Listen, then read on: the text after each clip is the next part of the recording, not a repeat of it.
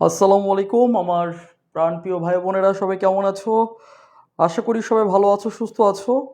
আর আহ, এই ক্লাসটি, আজ যে ক্লাসটি অনুষ্ঠিত হচ্ছে আমাদের এডুকেশনের পক্ষ থেকে, আমরা তোমাদের যারা হচ্ছে এইচএসসি 26 ব্যাচের এইচএসসি প্রস্তুতি নিচ্ছ, পাশাপাশি যারা স্বপ্ন দেখছো অ্যাডমিশন টেস্টের বা ভালো বিশ্ববিদ্যালয়ে ভালো সাবজেক্ট পাওয়ার, তাদের জন্য আমরা এডুকেশনের পক্ষ থেকে এই প্রি অ্যাডমিশন প্রস্তুতি এই কোর্সটির কিছু ফ্রি ক্লাস তোমাদের সামনে উপস্থাপন করছি। আমাদের ইংরেজি ক্লাস হয়েছে আশা করি, বা আমাদের বাংলা ক্লাস হয়েছে, আমাদের সাধারণ জ্ঞানের ক্লাস হয়েছে। আজ আরেকটি সাধারণ জ্ঞানের ক্লাস তোমাদের জন্য অনুষ্ঠিত হতে যাচ্ছে। আশা করি যারা একই সঙ্গে, অর্থাৎ আগে থেকে একদম স্বপ্ন নিশ্চিত করার জন্য অনেক আগে থেকে নিজেকে সাজিয়ে গুছিয়ে নিতে চাচ্ছ, এইচএসসির পাশাপাশি যারা আহ, বাস্তবে, শুধু স্বপ্ন না, বাস্তবে একটি ভালো বিশ্ববিদ্যালয়, বিশেষ করে ঢাকা বিশ্ববিদ্যালয় এনশিওর করতে, তোমার কাঙ্ক্ষিত সাবজেক্ট পেতে যারা স্বপ্ন দেখেছো, তাদের স্বপ্ন বাস্তবায়ন করতে আমাদের এই আয়োজন। আশা করি তোমরা এই ক্লাসটিতে সবাই জয়েন করেছো, এবং যারা এখনও জয়েন করেনি, তোমার যে বন্ধু বান্ধবী আছে, তাদের প্রত্যেককে ক্লাসটিতে অবশ্যই মেনশন দাও, যেন তোমার মাধ্যমে তোমার বন্ধু বা বান্ধবী বা সহপাঠী অবশ্যই ক্লাসটি সম্পর্কে অভিহিত হয়। ঠিক আছে? ওকে। এখন তোমরা আমাকে একটু কনফার্ম করো যে সাউন্ড বোর্ড সব কিছু ঠিকঠাক আছে কিনা, ক্লিয়ার আছে কিনা। জিএমএসটি দিয়ে আমরা দেখতে পাচ্ছি অনেকে জয়েন করেছো। দেখি কে সর্বোচ্চ মেনশন দিতে পারে। সর্বোচ্চ মেনশনকারীর জন্য আমরা বিশেষ করে এইচএসসি 26 যে আমার প্রিয় ভাই ও বোনেরা আছে, তাদেরকে যারা সর্বোচ্চ মেনশন দেবে, তাদের জন্য স্পেশাল গিফট থাকবে এডুকেশনের পক্ষ থেকে এবং শাইন ভাইয়ের পক্ষ থেকে। তো তোমরা সর্বোচ্চ অবশ্যই মেনশন করবে, এবং যারা এখানে ক্লাসটি করছো, এই ক্লাসটি যেন হারিয়ে না যায়। যেহেতু তো এই ক্লাসটি তোমার দীর্ঘদিন, তোমার যদিও 30 দিনের বেশি ক্লাসটি সেভ থাকবে না, তারপরও চেষ্টা করবে ক্লাসটি যেন তোমার টাইম লাইনে থাকে, এবং এর মধ্যে বারবার এই ক্লাসটি দেখে যেন তোমার মনে পড়ে যে আমার এইচএসসির পাশাপাশি, অর্থাৎ ইন্টারের পাশাপাশি আমার বিশ্ববিদ্যালয়ের স্বপ্ন পূরণ করতে হবে, বিশ্ববিদ্যালয়ের সাবজেক্ট পেতে হবে।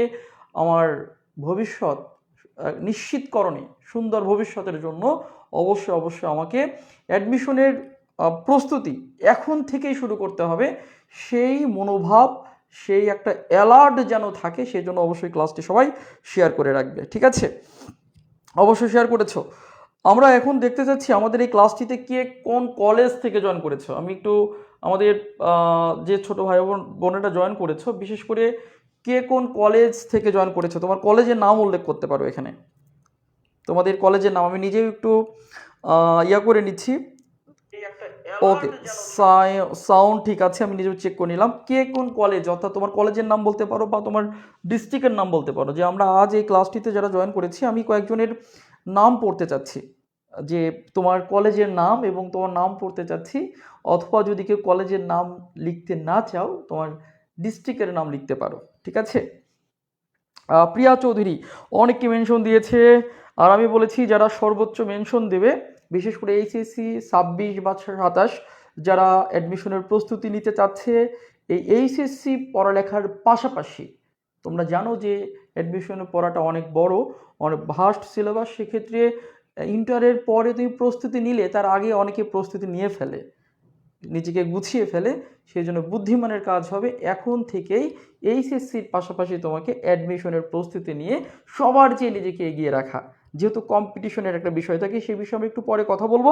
তার আগে আমরা কিছু ছোট ভাই ও বোনদের নাম পড়ছি। যেমন দেখতে পাচ্ছি আমরা এখানে অলরেডি অনেকেই কমেন্ট করেছো। আমি দেখতে পাচ্ছি প্রথমেই লাজ লাজিনা আক্তার, লাজিনা আক্তার, এটা হচ্ছে বগুড়া থেকে জয়েন করেছে।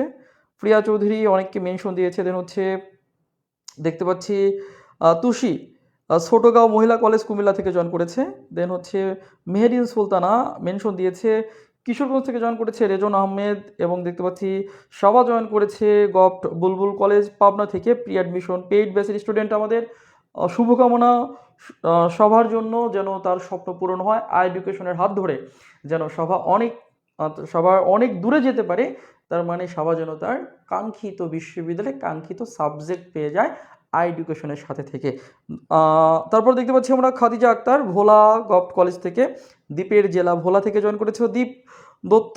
অমৃতুলাল দে বরিশাল থেকে জয়েন করেছে। ক্যান্টনমেন্ট কলেজ যশোর থেকে রেদওয়ান জয়েন করেছে। মেহেরিন সুলতানা মেনশন দিয়েছ ক্যান্টনমেন্ট কলেজ যশোর থেকে রেদওয়ান। ওকে, কক্সবাজার গভর্নমেন্ট কলেজ থেকে জয়েন করেছে ইসমাত উল্লাহ নাকি ইসমাত। প্রিয়া চৌধুরী জি, দোলনা দোলনা খাতুন, ওয়ালাইকুম আসসালাম ভাইয়া। আচ্ছা, দেন হচ্ছে এটা কি পাতরাজ, এটা কি পাতরাজ গভ কলেজ পঞ্চগড়। আচ্ছা, পঞ্চগড় থেকে, সেই বাংলাদেশের সর্বোচ্চ উত্তরের জেলা থেকে আমাদের এখানে জয়েন করেছে পঞ্চগড় থেকে হাবিবুর রহমান ভাই। Fatema Ibrahim gov college commerce college Chattogram থেকে জয়েন করেছে। কিশোরগঞ্জ থেকে হচ্ছে ফারুক আসলাম। আমরা অনেকের নাম পড়েছি, এই মুহূর্তে দুঃখিত বাকি যাদের নাম পড়তে পারছি না। ক্লাসের মধ্যে তোমাদের কলেজের নাম এবং তোমার নাম অবশ্যই একবার পড়ে নিব যদি তুমি কমেন্ট করো, ঠিক আছে? ওকে, তো আমরা এই মুহূর্তে তোমাদের কয়েকটা কথা, যে যারা প্রি অ্যাডমিশনের প্রস্তুতি নিচ্ছ তাদের ক্ষেত্রে কিছু কথা বলে রাখি। আমরা যারা প্রি অ্যাডমিশন, আমাদের আজকের যে কোর্সের বিষয় সেটি হচ্ছে প্রি অ্যাডমিশন। অ্যাকচুয়ালি এটা কি, তারপরে আমরা কিছু টপিকে চলে যাব, যে আমরা ধাপে ধাপে যাচ্ছি। প্রি অ্যাডমিশনটা অ্যাকচুয়ালি কি, বা কেন আমাদের এই প্রি অ্যাডমিশন বেসে ভর্তি হতে হবে, বা এখন থেকেই প্রস্তুতি নিতে হবে। প্রি অ্যাডমিশন মানে এটা অর্থ হচ্ছে অগ্রিম প্রস্তুতি তোমার বিশ্ববিদ্যালয়ে ভর্তির ক্ষেত্রে। তার মানে এখানে যারা একটু কম বোঝো বা যারা এখনো বুঝে উঠতে পারোনি, বড় ভাই হিসেবে আমাদের দায়িত্ব আগে বোঝানো, ঠিক আছে? বিশ্ববিদ্যালয় যাদের টার্গেট আছে পাবলিক বিশ্ববিদ্যালয়, শুধু বিশ্ববিদ্যালয় বলবো না, বা যাদের টার্গেট আছে ঢাকা বিশ্ববিদ্যালয়, যদি আরও স্বপ্নটা আমরা স্পেসিফিকলি বলি, যাদের স্বপ্ন আছে ঢাকা বিশ্ববিদ্যালয় সহ অন্য অন্য পাবলিক বিশ্ববিদ্যালয়, সেই ঢাকা বিশ্ববিদ্যালয়ের জন্য বা অন্য অন্য পাবলিক বিশ্ববিদ্যালয়ের জন্য অগ্রিম প্রস্তুতি বা জন্য নিজেকে এগিয়ে রাখা, এভাবে যদি আমরা বলি, যদি প্রি অ্যাডমিশন বলতে বলি অগ্রিম প্রস্তুতি বা সবার চেয়ে নিজেকে এগিয়ে রাখা। যেহেতু এই কথাগুলো পরে তোমাদের আরও ক্লিয়ার করে বলছি, যে অগ্রিম প্রস্তুতি ঢাকা বিশ্ববিদ্যালয়ের জন্য অগ্রিম প্রস্তুতি বা সবার চেয়ে নিজেকে এগিয়ে রাখা। আমরা যদি বলি সবার চেয়ে নিজেকে আমরা কি রাখবো, এগিয়ে রাখবো, ঠিক আছে? নিজেকে এগিয়ে রাখা, চান্স পাওয়ার ক্ষেত্রে এগিয়ে রাখা। কেন এগিয়ে রাখতে হবে? এখন প্রশ্ন হচ্ছে যে আমাদের এগিয়ে রাখতে হবে কেন, আমরা সবার চেয়ে কেন এগিয়ে থাকবো, আমাদের এগিয়ে রাখার দরকারটা কোথায়?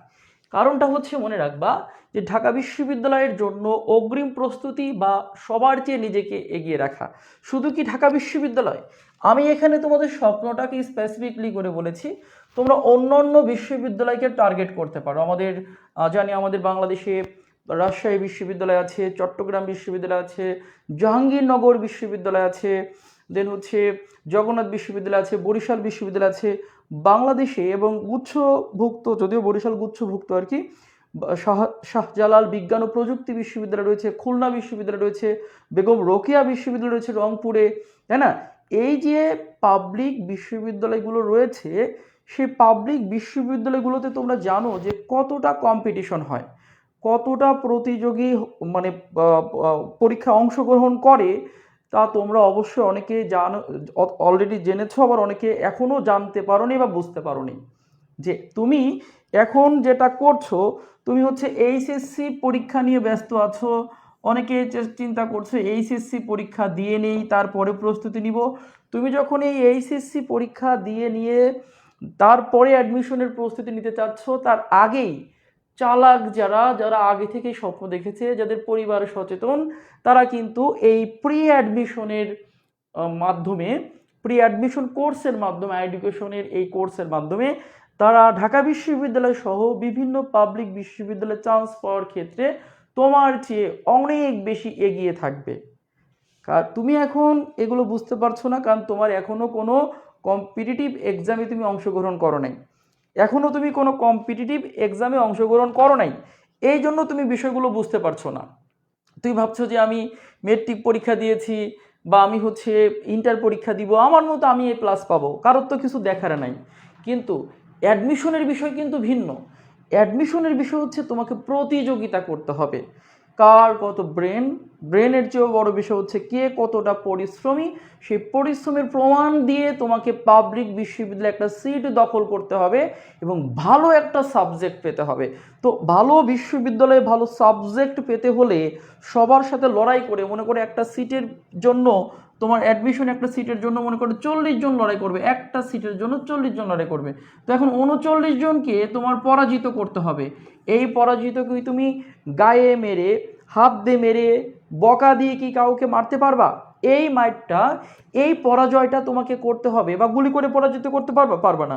এই পরাজিত করতে হবে তোমার পরিশ্রম দিয়ে, তোমার মেধা দিয়ে, তোমার জ্ঞান বুদ্ধি দিয়ে। তোমাকে 39 জনকে পরাজিত করে একটা একটা সিট তোমাকে দখল করতে হবে, একটা সাবজেক্ট তোমাকে পেতে হবে পাবলিক বিশ্ববিদ্যালয়ে। তার মানে বোঝো, যেহেতু তোমার এইচএসসির পরে যেহেতু প্রতিযোগিতামূলক পরীক্ষার একটি পার্ট, একটি প্রথম পর্যায়ে আসছে, কাজেই তোমাকে এখন থেকেই সেই যুদ্ধের প্রস্তুতি নিতে হবে। আমি যদি বলি যে তোমাকে কিন্তু এই যে দেখতে পাচ্ছ এইচএসসি, এই এইচএসসি কিন্তু অ্যাডমিশনের প্রস্তুতি একটা পার্ট আমি বলবো। এই এইচএসসি যে তুমি রেজাল্ট করবা, জিপিএ 5 পাবা, এই জিপিএ 5 হলো অ্যাডমিশনের প্রস্তুতি, বা তোমার হচ্ছে বিশ্ববিদ্যালয়ে ভর্তি হওয়ার জন্য একটা পার্ট। আপাতত আমি তাই বলবো, যেহেতু এইচএসসি পাশ করে এখন কোনো চাকরি বাকরি পাওয়া যায় না, কাজেই যেহেতু তোমাকে বিশ্ববিদ্যালয়ে পড়তেই হবে, আর সেই বিশ্ববিদ্যালয়ে পড়তে গেলে তোমার হচ্ছে পরীক্ষা দিতে হবে। আবার এই যে এর উপরে হচ্ছে তোমার ঢাকা বিশ্ববিদ্যালয় যেমন 10 নম্বর ধরে, এটা ঢাকা বিশ্ববিদ্যালয় বা বিভিন্ন বিশ্ববিদ্যালয় এইচএসসির যে নম্বর তোমরা তুলতে চাচ্ছ, সেটা একটা পার্ট মাত্র। জিপিএ 5 পেলে 10-এ 10, এই 10 যুক্ত হবে কোথায়? ঢাকা ইউনিভার্সিটির তোমার হচ্ছে ভর্তি প্রক্রিয়ায় বা ভর্তির পরীক্ষা দিবা, তার সঙ্গে যুক্ত হয়ে একটা রেজাল্ট বের হবে। কাজেই যারা শুধু এইচএসসি নিয়ে পড়ে আছো, যারা মনে করছো আমার এইচএসসি সব কিছু, এই পরে আর কিচ্ছু নাই, আমাকে কিচ্ছু করতে হবে না, তারপর আমি ঘুমাবো, আমি উড়ে বেড়াবো, ঘুরে বেড়াবো, তাদের জন্য বলছি তারপরেই কিন্তু তোমার জীবনের মূল পর্ব শুরু হবে। তোমাকে একটি বিশ্ববিদ্যালয়ে চান্স পাওয়ার জন্য লড়াই করতে হবে, ঠিক আছে? তার জন্য তোমার ভয় নাই। আমরা এডুকেশন তোমাদের জন্য, তোমাদের কথা চিন্তা করে, এই যারা এইচএসসি 26 আছো, যাতে তোমাদের প্রস্তুতি সর্বোচ্চ ভালো হয়, তোমরা যেন একদম হেসে খেলে চোখ বন্ধ করে যেন প্রস্তুতি নিতে পারো, যেন তোমাদের প্যারা না থাকে, সেই জন্য আমরা তোমাদের ইন্টারের পড়ার সাথে মিলিয়ে অ্যাডমিশনের পড়াকে কম্বিনেশন করে তোমার এই আমরা চালু করেছি এডুকেশন প্রি অ্যাডমিশন ব্যাচ। যারা এখন পর্যন্ত ভর্তি হও নাই, তারা অবশ্যই দ্রুত এই প্রি অ্যাডমিশন ব্যাচে দ্রুত ভর্তি হয়ে যাও। আর যারা ভর্তি হয়েছো, তারা একটু রেসপন্স করো যে কারা কারা এই প্রি অ্যাডমিশন ব্যাচে ভর্তি হয়েছে আমাদের, এমন কারা কারা আছো প্রি অ্যাডমিশন ব্যাচে ভর্তি হয়েছে, এমন কে কে আছো? এমন এখানে কে কে আছো যে আমাদের এডুকেশনে ভর্তি হয়েছো? দেখি তো, আমরা কয়েকজন দেখছি যে যারা কারা এই প্রি অ্যাডমিশন ব্যাচকে চুজ করেছে, বা যারা হচ্ছে এরকম স্বপ্ন দেখেছে যে আমাকে আগে থেকে প্রস্তুতি নিয়ে একটা বিশ্ববিদ্যালয়ে সিট দখল করতে হবে, এমন কে কে আছো এখানে? যারা যারা ভর্তি হয়েছে একটু আমাকে একটু কমেন্ট করে জানাও দেখি, এমন কে কে আছো? আচ্ছা, আমরা দেখতে পাচ্ছি যে জি, এখানে দেখতে পাচ্ছি তুষি আছে, যে আমাদের প্রি অ্যাডমিশন ব্যাচে হচ্ছে ভর্তি আছে। আচ্ছা, দেন হচ্ছে সোহানা আক্তার আছে, আমাদের প্রি অ্যাডমিশন ব্যাচে ভর্তি হয়েছে। সাবা আছে। দেন আমরা দেখতে পাচ্ছি আরও স্যার আমি ভর্তি হয়েছি, রেদওয়ান আছে। আমরা রেদওয়ানকে দেখতে পাচ্ছি। ফারুক আসলাম, হব 2 তারিখে, দ্রুত ভর্তি হয়ে যাও ফারুক, কারণ আমাদের ক্লাস শুরু হয়ে যাচ্ছে। মিতু ভর্তি হয়েছে। দেন হচ্ছে দিয়া ভর্তি হয়েছে। আফিয়া ভর্তি হয়েছে, তার মানে ঠাকুরগাঁ থেকে শাম্মী ভর্তি হয়েছে। নোয়ার কথা ভর্তি হয়েছে। দেখো কত স্টুডেন্ট ভর্তি হয়ে গিয়েছে অলরেডি, যে তাদের চিন্তা তাদের পাবলিকিয়ান হতেই হবে, ভালো একটি সাবজেক্ট, ল, ইংরেজি, political science, public ad, IR এরকম, বা হচ্ছে সমাজবিজ্ঞান, ভালো ভালো, বা হচ্ছে তোমার আরও অনেক ভালো ভালো সাবজেক্ট রয়েছে, ডেভেলপমেন্ট স্টাডিজ, এরকম সাংবাদিকতা ও গণযোগাযোগ, এইগুলোতে ভর্তি হওয়ার জন্য দেখো তারা আগে থেকেই স্বপ্ন পূরণের জন্য এডুকেশনের সাথে যুক্ত হয়ে গেছে। তো যাই হোক, আমরা এখন শুধু স্বপ্ন দেখালে চলবে না, আমরা যে কাজটি করবো যে অ্যাকচুয়ালি আমাকে প্রি অ্যাডমিশনের প্রস্তুতি নিতে হলে কি করতে হবে, আমি তোমাদের এবার হচ্ছে এখানে ছোট্ট একটা বিষয় লিখে দিচ্ছি যে আমরা যারা প্রস্তুতি নিচ্ছি, বিশেষ করে অ্যাডমিশন প্রস্তুতি যারা নিচ্ছি, প্রি অ্যাডমিশন প্রস্তুতি যারা নিব তারা অ্যাকচুয়ালি কি করব, প্রি অ্যাডমিশন প্রস্তুতির জন্য কি করব, কিভাবে পড়ব বা কোন কোন সাবজেক্ট পড়ব আমরা, সেই বিষয়গুলো আমি তোমাদের আমাদের প্রত্যেকটা মেন্টর কিন্তু আলাদা আলাদা করে আলোচনা করবে। তো আমার বিষয় যেহেতু সাধারণ জ্ঞান, সেহেতু আমি সাধারণ জ্ঞানের সাথে তোমার ইন্টারের পড়ার কি মিল আছে, কিভাবে পড়বা সেগুলোও শিখিয়ে দিব, পাশাপাশি আমরা একটা টপিকও পড়ে ফেলবো ইনশাল্লাহ। ঠিক আছে, তো খেয়াল করো, প্রি অ্যাডমিশন ব্যাচের আমরা যে কাজটি করাবো, তোমার অ্যাডমিশনের প্রস্তুতিতে কি কি প্রয়োজন পড়ে। যদি তুমি ঢাকা ইউনিভার্সিটিতে পরীক্ষা দাও, যদি তুমি ঢাকা ইউনিভার্সিটিতে পরীক্ষা দাও, মনে করো তুমি হচ্ছে ঢাকা বিশ্ববিদ্যালয়কে টার্গেট করলা, আমার টার্গেট যে ভাইয়া আমি ঢাকা বিশ্ববিদ্যালয়ে ভর্তি হতে চাই, একটা ভালো সাবজেক্টে ভর্তি হতে চাই, সেক্ষেত্রে আমি এখন থেকে কি করব, মানে আমি কি কি সাবজেক্ট পড়ব। প্রস্তুতির জন্য তোমাকে যে কাজটা করতে হবে, বাংলা পড়তে হবে, বাংলা পড়তে হবে সাবজেক্ট 1, তোমাকে ইংরেজি পড়তে হবে, বাংলা, ইংরেজি এবং সাধারণ জ্ঞান পড়তে হবে, তাই না? এই 3টা সাবজেক্ট। যারা বিশেষ করে মানবিকে আছো, যারা কোন গ্রুপের আছো, যারা মানবিক আছো, এখানে লিখে দিচ্ছি বি ইউনিট, বিশেষ করে মানবিক ইউনিট শুধু না, এখানে সবাই পরীক্ষা দিতে পারে, সায়েন্সও পরীক্ষা দিতে পারবে, কমার্সও পরীক্ষা দিতে পারবে। আমি বি ইউনিটের অ্যাডমিশন প্রক্রিয়া বলছি, যে তুমি যদি বি ইউনিটে প্রস্তুতি নিতে চাও, যারা বিশেষ করে মানবিকে আছো বা যারা মানবিকের সাথে পরীক্ষা দিতে চাচ্ছ, সায়েন্সেও পারে কমার্সেও পারে আর কি, তাদের ক্ষেত্রে 3টি সাবজেক্টের উপর পরীক্ষা দিতে হয়, বাংলা, ইংরেজি আর কি সাধারণ জ্ঞান। তো এই বাংলা, ইংরেজি, সাধারণ জ্ঞান এই পরীক্ষাটা মূলত তোমরা তো সবাই জানো যে এমসিকিউ হয়, এমসিকিউ হয় আর হচ্ছে রিটেন হয়। এমসিকিউ আর কি হয় বলো তো, রিটেন, অর্থাৎ এমসিকিউ পরীক্ষা হয়, রিটেন পরীক্ষা হয়। এমসিকিউ পরীক্ষা বাংলায় থাকে 15টা প্রশ্ন এমসিকিউ, বাংলায় রিটেন থাকে কত বলো তো, 20 থাকে রিটেন, আর হচ্ছে তোমার ইংরেজিতে 15 থাকে আর রিটেন থাকে কত, 20। আর সাধারণ জ্ঞানে তোমার এমসিকিউ থাকবে 30, এখানে কোনো লিখিত নেই, সাধারণ জ্ঞানে কোনো লিখিত নেই। তাহলে এখন দেখো টোটাল, দেখো তোমার হচ্ছে এমসিকিউ পরীক্ষা হচ্ছে 15, 15, 30, আর সাধারণ জ্ঞান কত, 30, টোটাল 60 মার্কসের হচ্ছে এমসিকিউ, 60 এমসিকিউ। আর লিখিত কত হচ্ছে, লিখিত হচ্ছে 40। তাহলে এই যে এমসিকিউ আর লিখিত মিলে তোমার টোটাল কত হচ্ছে, 100। এই যে 100 নম্বরের উপরে তোমার একটা ঢাকা বিশ্ববিদ্যালয় কি হবে, অ্যাডমিশন টেস্ট হবে। এখন ভাইয়া আমার যে 100 নম্বরের উপর আমার অ্যাডমিশন টেস্ট হবে, আমি যে এসএসসি এইচএসসির জন্য প্রস্তুতি নিচ্ছি, এগুলো কোথায় যাবে, আমি এত পরিশ্রম কেন করছি?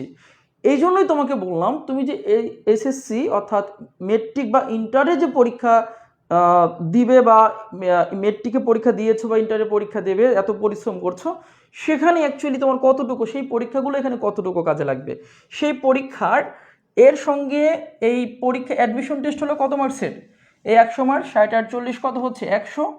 এই যে 100 নম্বরের যে অ্যাডমিশন টেস্ট হচ্ছে, এর সঙ্গে তোমার হচ্ছে এইচএসসির যুক্ত হবে 10 নম্বর, আর এইচএসসির যুক্ত হবে 10 নম্বর। এই হচ্ছে টোটাল 120-এর মধ্যে তোমার রেজাল্ট বের হবে। তার মানে তুমি যে এত পরিশ্রম করছো, এই যে এত দৌড়াদৌড়ি করছো, সেখানে তোমার মূল্যায়ন কত বলো তো, মাত্র 10। আর অ্যাডমিশন 10 আর এটাতে কত, 10, অর্থাৎ তুমি যে সামনে পরীক্ষা দিচ্ছ, 26-এ পরীক্ষা দেবে, তার উপর কিন্তু তোমার 10 নম্বর রয়েছে। 10 10 কত ধরা হয়, 20। এখন 10 কেমনে বুঝলাম, যার 5, যে 5 পাবে তার কিন্তু 10।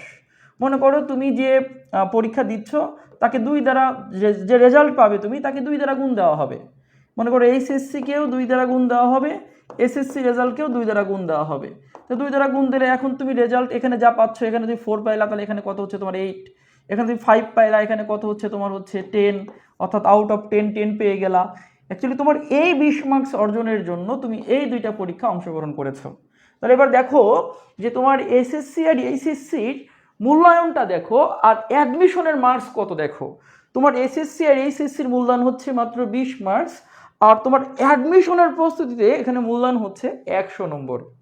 কাজেই ভাইয়েরা তুমি 2 বছর তুমি হচ্ছে মেট্রিক পড়েছো, ক্লাস 10 পড়েছো 1 বছর, 9 পড়েছো 1 বছর, 10 পড়েছো 1 বছর, আবার কলেজ পড়েছো 2 বছর, টোটাল 4 বছরের প্রস্তুতি নিয়ে বা বলবো আমি তোমাকে 12 বছরের প্রস্তুতি নিয়ে তোমার মার্কস কত এখানে 20। আর অ্যাডমিশনের এই প্রস্তুতি তুমি নিতে চাচ্ছ মাত্র 1-1.5 মাসে, তাই কি সম্ভব? তুমি অনেকে ভেবে আছো যে আমি ইন্টারের পরে শুরু করব, তাহলে এতদিন পরে যা পড়ছো 20 নম্বরের জন্য পড়ছো অ্যাডমিশনের ক্ষেত্রে, আর তুমি 100 নম্বর এখনো তোমার পড়ে আছে, তুমি তার জন্য কোনো চিন্তাই করছো না, তোমার মাথায় কোনো চিন্তাই নাই, তুমি এখনো বুঝে উঠতে পারছো না যে অ্যাকচুয়ালি আমার এখনো অ্যাডমিশনের জন্য 100 নম্বরের প্রস্তুতি বাকি আছে। অথচ তুমি ইন্টার এবং এসএসসির 20 নম্বর নিয়ে তুমি এইগুলো নিয়ে এখন তুমি অনেক মাথা ঘামাচ্ছ। অবশ্যই ঘামাইতে হবে, রেজাল্ট ভালো করতে হবে, অবশ্যই ভালো করতে হবে, কারণ 1 নম্বরের মূল্য অনেক। কিন্তু বুদ্ধিমানের কাজ এটা নিয়ে মাথা ঘামানোর পাশাপাশি আমাকে অনেক বেশি একটু টেকনিক্যালি হতে হবে অ্যাডমিশন নিয়ে, এবং আমার ইন্টারের সাথে কম্বিনেশন করে পড়তে হবে। যদি এটা পড়তে পারি তবে আমার পড়াটা কি হবে, সার্থক হবে, আমি আমার স্বপ্ন বা আমার গোল যে আছে আমি এটা পূরণ করতে পারবো। ঠিক আছে? আচ্ছা, এবার চলে আসি, এবার খেয়াল করো। তো দেখো পরবর্তীতে তাহলে আমাদের এই বিষয় গেল যে আমরা বললাম যে এখানে সাধারণ জ্ঞানে কিন্তু লিখিত নেই, খেয়াল করছো তো। এখন আসো যে তুমি আমার পরিচয় তোমাদের দেওয়া হয় নাই। আমাদের এখানে প্রি অ্যাডমিশন ব্যাচে আমাদের বাংলা ক্লাস নিচ্ছেন আমাদের আবু সুফিয়ান স্যার। 15 বছরের অভিজ্ঞতা নিয়ে স্যারের হাজার হাজার স্টুডেন্টের পর্যন্ত ঢাকা বিশ্ববিদ্যালয় সহ বিভিন্ন পাবলিক বিশ্ববিদ্যালয়ে চান্স পেয়েছে, পড়ছে, কেউ বের হয়েছে পড়ে। ঠিক আছে, স্যারের পড়ানোর স্টাইল, স্যারের বোঝানোর স্টাইল তোমরা অলরেডি দেখেছো। আমাদের আবু সুফিয়ান স্যার ক্লাস নিচ্ছেন এবং আমাদের স্বর্ণ স্যার, যার পড়া প্রচুর পরিমাণে কমন পড়ে, যাকে কমন ভাইয়া বলে তোমরা অনেকে জানো, বাংলা আমাদের স্বর্ণ স্যার ক্লাস নিচ্ছেন। ইংরেজি ক্লাস নিচ্ছেন আমাদের মহসিন স্যার, পাশাপাশি আমাদের মিরাজ স্যার।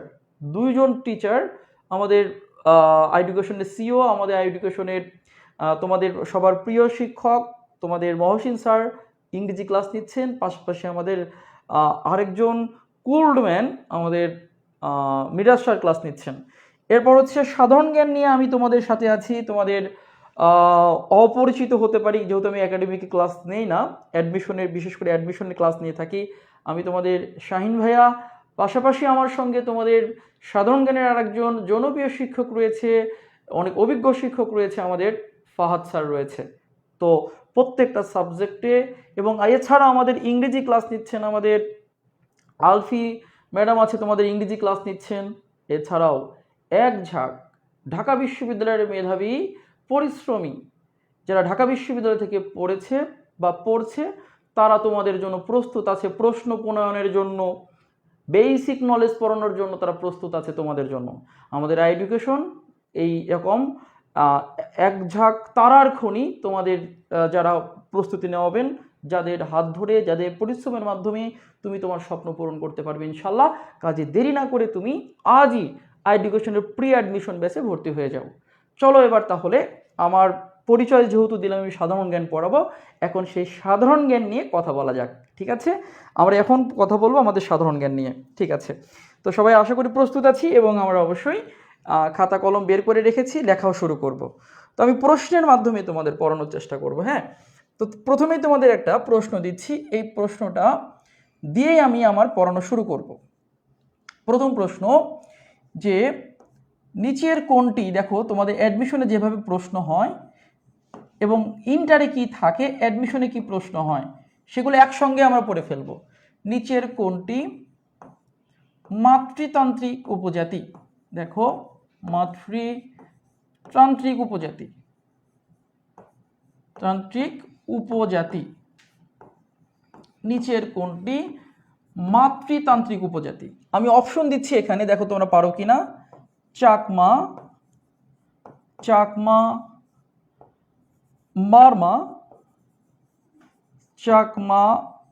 মারমা, গারো, গারো, দেন হচ্ছে রাখাইন। দেখি তোমরা উত্তর করতে পারো কিনা, সবাই উত্তর করো। রাখাইন। মজার একটি বিষয় আমি তোমাদের শেখাবো, পাশাপাশি তুমি অনেক দেখা যাচ্ছে যে এখানে এত পরিমাণ অভিজ্ঞতা অর্জন করে ফেলবে যে বা আমি ইন্টারের পড়ার সাথে অ্যাডমিশনের পড়া আমার কত ভালো মতো হয়ে যাচ্ছে। ইন্টারের পড়া এবং অ্যাডমিশনের পড়া এত কম্বিনেশন আছে, এত দেখা যাচ্ছে মিল আছে, আমি এতদিন বুঝতে পারি নাই। আগে বুঝতে পারলে আমি ইন্টারের পড়ার সাথে অ্যাডমিশনের প্রস্তুতি আগেই নিয়ে ফেলতাম।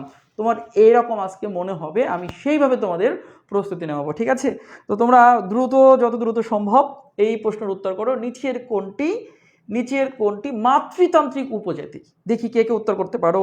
আমরা দেখতে পাচ্ছি এখানে মিতু অলরেডি উত্তর করে দিয়েছে। ওকে, মিতু হচ্ছে উত্তর করেছে, দেন হচ্ছে লাজিনা উত্তর করেছে, তুষি উত্তর করেছে, অর্পণ সেন ভাই উত্তর করেছো, কৃষ্ণা উত্তর করেছে, সোহানা আমাদের বোন উত্তর করেছে, খাদিজা, আতিকুর, প্রিয়া চৌধুরী, অনেকেই একদম সবার উত্তর। সবচেয়ে তোমরা সবাই পাস করেছো, তবে সবাই পাস করলেও লাস্ট পর্যন্ত কে থাকবে সেটা হচ্ছে ফ্যাক্ট। দেখা যাক এখানে উত্তর কোনটা হচ্ছে। এখন উত্তর দেওয়ার আগে তোমাদের আমি একটু পড়িয়ে নিচ্ছি। হ্যাঁ, দেখো পারিবারিক যে কাঠামো, আমরা জানি উপজাতির পারিবারিক কাঠামো দুই ধরনের হয়। একটু দেখো ভালো করে, পারিবারিক উপজাতির, বিশেষ করে এভাবে লিখছি উপজাতির, তোমরা অবশ্যই নোটে লিখে রাখবা, উপজাতির পারিবারিক কাঠামো, পারিবারিক কাঠামো। তো উপজাতির পারিবারিক কাঠামো আমরা যদি একটু সংক্ষিপ্তভাবে শিখি, মনে রাখবো যে দুই ধরনের হয়। কয় ধরনের? দুই ধরনের হয়। উপজাতির পারিবারিক কাঠামো কয় ধরনের? দুই ধরনের হয়। এই দুইটা ধরন কি কি? একটা হচ্ছে পিতৃতান্ত্রিক, যেখানে পিতা প্রধান থাকবে, তাই না? পিতৃতান্ত্রিক। আর একটা হচ্ছে মাতৃতান্ত্রিক। পিতৃতান্ত্রিক, মাতৃতান্ত্রিক। তো ভাইয়া পিতৃতান্ত্রিক বলতে কি বুঝি? যে পরিবারে পিতা প্রধান, পিতা যা বলবে, পিতা ইনকাম করবে, পিতা হবে হচ্ছে পরিবারের কর্তা, পিতা অল ইন অল, পিতা হচ্ছে সর্বসেবা, পিতা হচ্ছে পরিবারের সবার কর্তা, তাই না? তো যে পরিবারে পিতা প্রধান তাকে আমরা বলি পিতৃতান্ত্রিক। আর যে পরিবারে মা প্রধান, মা ইনকাম করবে, মা সংসারের কর্তা, মা যা বলবে পরিবারের সবাই তাই শুনবে, যে পরিবারে মাতা প্রধান, মা ইনকাম করবে, বাবা বাসায় বাচ্চা রাখবে নাকি, মা যা বলবে বাবা তাই শুনবে, অ্যাকচুয়ালি বিষয়টা সেরকমই প্রায়। আমরা জানি যে পরিবারে মা প্রধান এবং মাই হচ্ছে মুখ্য, বাবা হচ্ছে গৌণ, অর্থাৎ তাকে আমরা বলছি মাতৃতান্ত্রিক। তো উপজাতির এই দুই পারিবারিক কাঠামোর মধ্যে এই দুই প্রকার। এখন আমরা প্যাচ খেয়ে যাই, ঝামেলায় পড়ে যাই অ্যাডমিশন টেস্টে বা ইন্টারে। আমি দুইটা কম্বিনেশন করেই বলছি, ইন্টারেও কিন্তু তোমাদের এই পড়া আছে। তো আমরা প্যাচ খেয়ে যাই। অ্যাকচুয়ালি উপজাতি তো আছে হলো বাংলাদেশে কয়টা? 50টা, তাই না? বাংলাদেশে বর্তমান উপজাতি সংখ্যা কয়টি? বর্তমান বাংলাদেশে উপজাতি সংখ্যা হচ্ছে, উপজাতি সংখ্যা 50টি। উপজাতি 50টি উপজাতি আছে। তো এখন আমার প্রত্যেকটা উপজাতির পিতৃতান্ত্রিক কোনটা, মাতৃতান্ত্রিক কোনটা, তা কি মুখস্থ রাখা সম্ভব? সম্ভব না, সম্ভব না। আবার অনেকে কষ্ট করে মুখস্থ করো, কিন্তু এডুকেশনের প্রত্যেকটা মেন্টর তোমাদের প্রি অ্যাডমিশনে একদম টেকনিকে কিভাবে শেখাবে তা এখন তোমাদের দেখাবো। দেখো, মনে রেখো 50টি উপজাতি তোমার পক্ষে আপাতত মনে রাখা সম্ভব না। তুমি শুধু মনে রেখো দুইটা উপজাতি মাতৃতান্ত্রিক, এই দুটো উপজাতি হচ্ছে গারো আর খাসিয়া। গারো আর কি বলেছি? খাসিয়া। এই গারো খাসিয়া শুধু মনে রাখবা, গা খা, গারো খাসিয়া। আর বাকি সব, বাকি যত থাকে উপজাতি যত বাকি আছে সবগুলো কিন্তু পিতৃতান্ত্রিক। তার মানে তোমার কাছে সহজ হয়ে গেল, 50টি যে বাংলাদেশ উপজাতি আছে তার মধ্যে দুইটা শুধু হচ্ছে মাতৃতান্ত্রিক, গারো খাসিয়া, আর বাকি সব কিন্তু পিতৃতান্ত্রিক। তো দেখো এখন কিন্তু খুব সহজে পারবা, ঠিক আছে? পারবা কিনা বলো তো দেখি। এখন বলো তো মাতৃতান্ত্রিক উপজাতি মাত্র কয়টা? যত যাই আসুক তুমি শুধু দুইটা মনে রাখবা, গারো খাসিয়া মাতৃতান্ত্রিক, আর বাকি সব পিতৃতান্ত্রিক। ব্যাস, ক্লিয়ার। তোমার উপজাতির পারিবারিক কাঠামো নিয়ে আর কোনো সমস্যা নেই। তুমি ইন্টার পরীক্ষা দাও আর তুমি তুমি হচ্ছে অ্যাডমিশন টেস্ট দাও, এই প্রশ্ন আসলে আশা করি আজ এখনের পর থেকে তোমার কখনো কোনো সমস্যা হবে না। এখন তোমরা আমাকে বলো তো দেখি, আরেকটা বিষয় বলো, যে তোমাদের যারা এখানে প্রস্তুতি নিচ্ছ, তোমরা আমাকে একটু একটা প্রশ্নের উত্তর দিয়ে দাও, যে যারা প্রস্তুতি আমরা নিচ্ছি, বলো তো এই পড়া তোমাদের ইন্টারে কোন বইতে আছে? তোমরা যখন 6, 7, 8, 9-এ পড়েছো তখন ছিল বাংলাদেশ ও বিশ্ব পরিচয়, একটা বই ছিল বাংলাদেশ ও বিশ্ব পরিচয়। এখন এই পড়াটি তোমাদের কোন বইতে আছে, কোন সাবজেক্টে আছে? যারা মানবিকের আছো তারা বলো, এই যে পড়া, উপজাতি পড়া তোমাদের কোন সাবজেক্টের, এইচএসসির কোন সাবজেক্টের অন্তর্গত? নিশ্চয়ই সমাজবিজ্ঞানে আছে, সমাজবিজ্ঞানে থাকতে পারে, পরিণীতিতে থাকতে পারে, সমাজবিজ্ঞানে থাকতে পারে বিশেষ করে। ঠিক আছে, কোথায় থাকে বলো তো? সমাজবিজ্ঞানে আছে।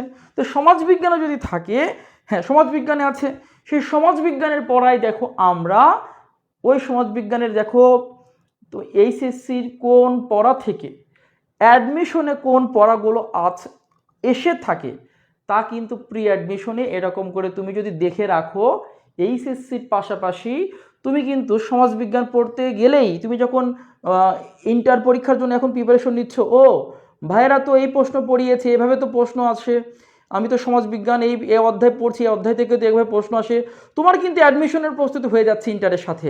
আর তুমি যদি প্রি অ্যাডমিশনের প্রস্তুতি না নাও, না বোঝো, তুমি কিন্তু ইন্টারের জন্য ঠিকই পড়বা, সমাজবিজ্ঞান পড়বা, রাষ্ট্রবিজ্ঞান পড়বা, কিন্তু পড়বা শুধু ইন্টারের জন্য, কিন্তু অ্যাডমিশনে কি আছে চোখের সামনে দিয়ে চলে যাবে, তুমি কিচ্ছু বুঝবা না, ইয়া নাফসি করবা যে আমি কিচ্ছু পড়ি নাই। অথচ যদি একটু সচেতন হও, তাহলে কিন্তু ইন্টারের প্রিপারেশন নিতে গিয়ে, এইচএসসির প্রিপারেশন নিতে গিয়ে অ্যাডমিশনের প্রশ্নগুলো কিন্তু তোমার চোখে বেঁধে যাবে, এবং তুমি ইন্টারের কোন বিষয়গুলো থেকে প্রশ্ন আসে অ্যাডমিশনে তা কিন্তু এখনই তুমি জেনে যাবা। তার মানে তুমি সবার চেয়ে এগিয়ে গেলা, তোমার স্বপ্ন পূরণে সবার চেয়ে তুমি অনেক অনেক ধাপ এগিয়ে থাকবা। বুঝতে পেরেছো? আচ্ছা, আর একটা চলে যাই। ওকে, ঠিক আছে। হ্যাঁ, আরেকটা বলছে আমাদের পরিণীতিতে একটু করে আছে, তার মানে আমি একদম অ্যাকুরেট বলেছি যে উপজাতি টপিকটি সমাজবিজ্ঞানে আছে, আর কোথায় আছে? পরিণীতিতে আছে। তার মানে আমি ঠিক বলেছি।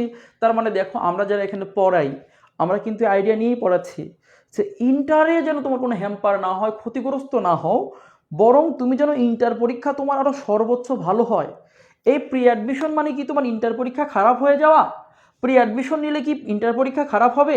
তোমার কি টাইম লস হবে? একদম না, বরং হাজার গুণে তোমার ইন্টার পরীক্ষা ভালো হবে। কেন ভালো হবে? কারণ আমরা যা পড়াবো তোমার ইন্টারের সাথে মিল আছে, মিল আছে, দেখো যা পড়াবো মিল আছে। সো চিন্তা করো না, আমরা সেই বিশ্লেষণ করে পড়াবো।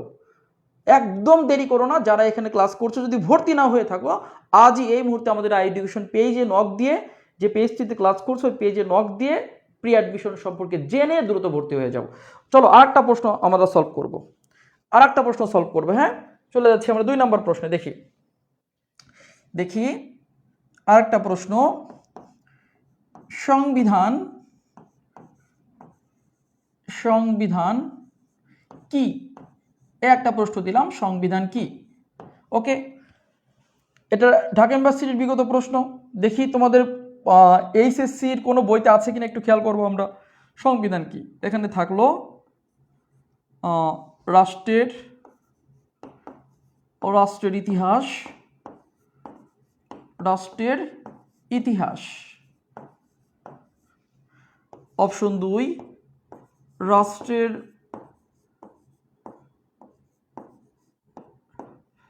রাষ্ট্রের সর্বোচ্চ আইন, সর্বোচ্চ আইন।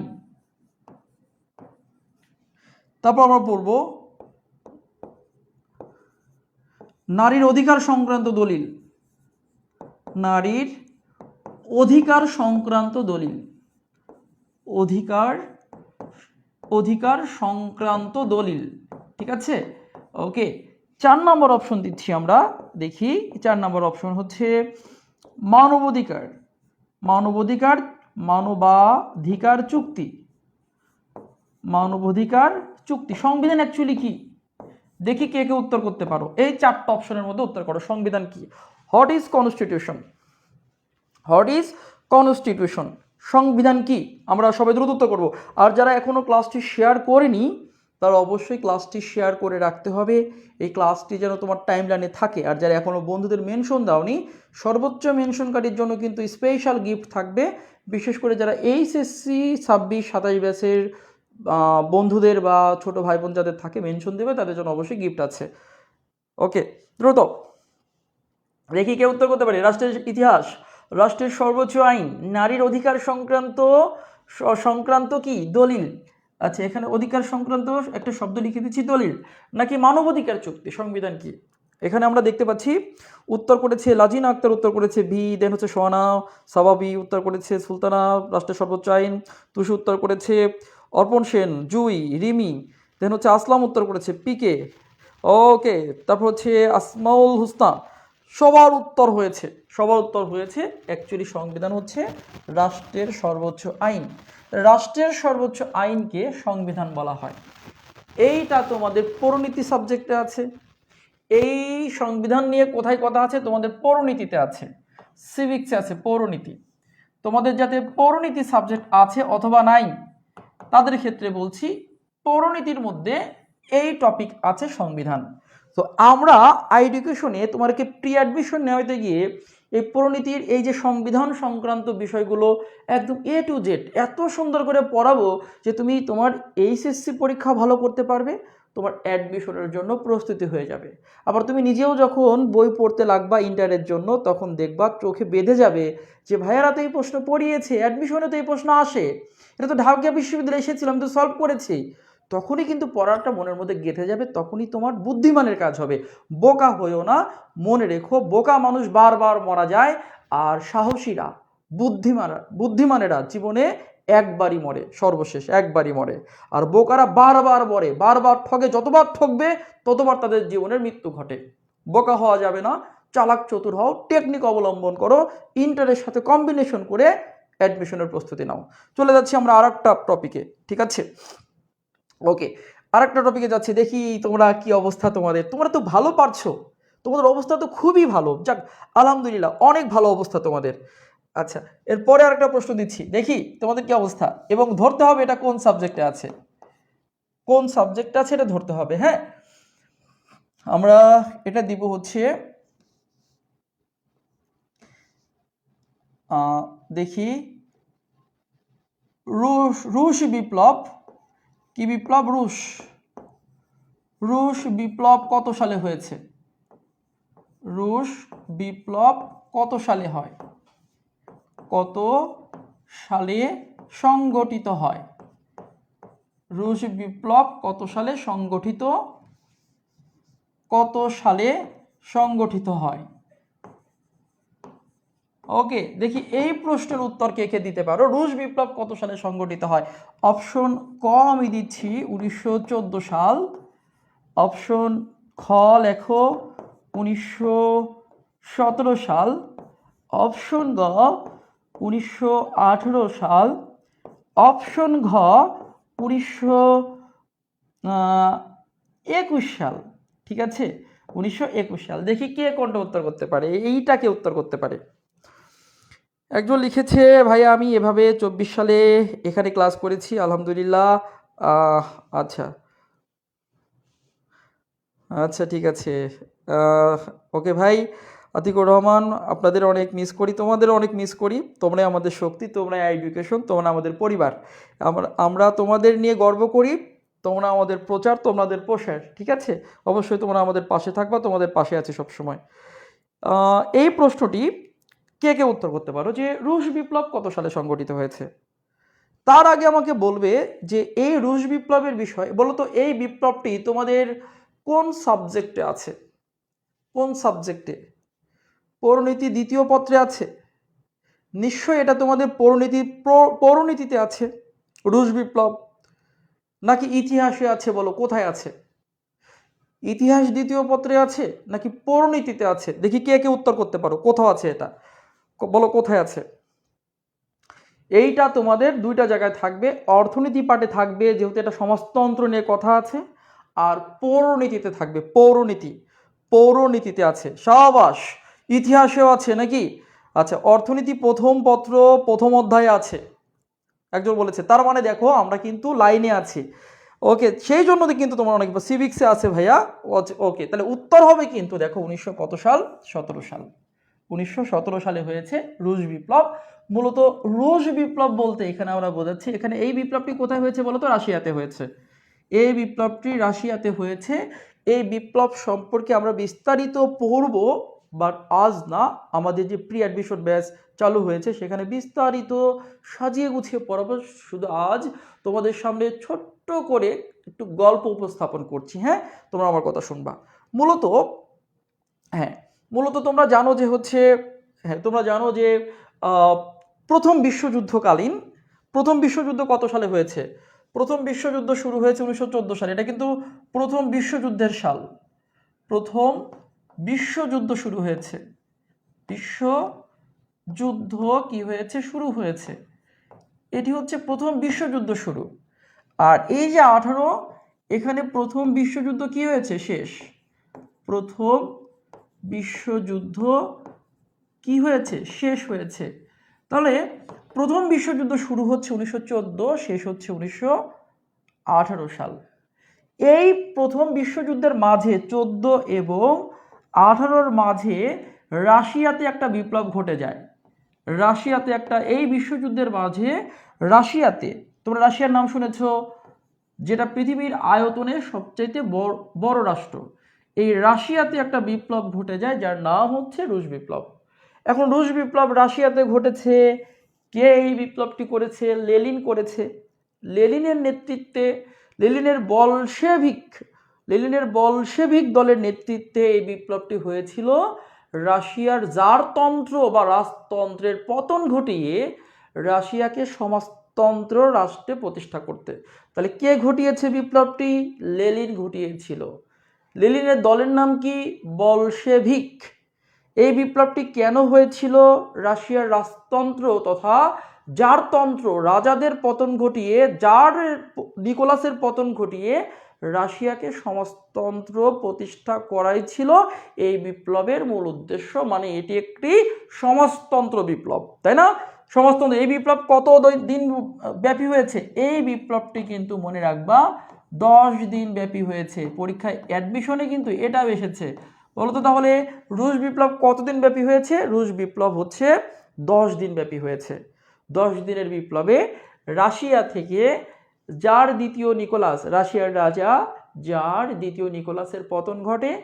পরবর্তীতে 1922 সালে রাশিয়া সহ আরও 14টা রাষ্ট্র, মোট 15টি রাষ্ট্র নিয়ে 1922 সালে পৃথিবীর প্রথম সমাজতান্ত্রিক রাষ্ট্র সোভিয়েত ইউনিয়নের যাত্রা শুরু হয়।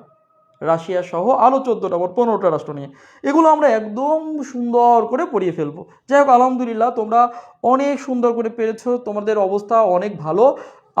আমার মনে হচ্ছে তোমরা যদি একটু প্রস্তুতি নাও, একটু তোমাদের কেয়ার করা যায়, তোমরা যদি আমাদের একটু কেয়ার করার সুযোগ দাও, যদি একটু, তোমাদের অবস্থা এত ভালো আমি দেখতে পাচ্ছি, তোমরা উত্তর করছো কি স্বতঃস্ফূর্তভাবে উত্তর করছো, শুধু তোমাদের একটু কেয়ার দরকার, একটু যত্ন দরকার।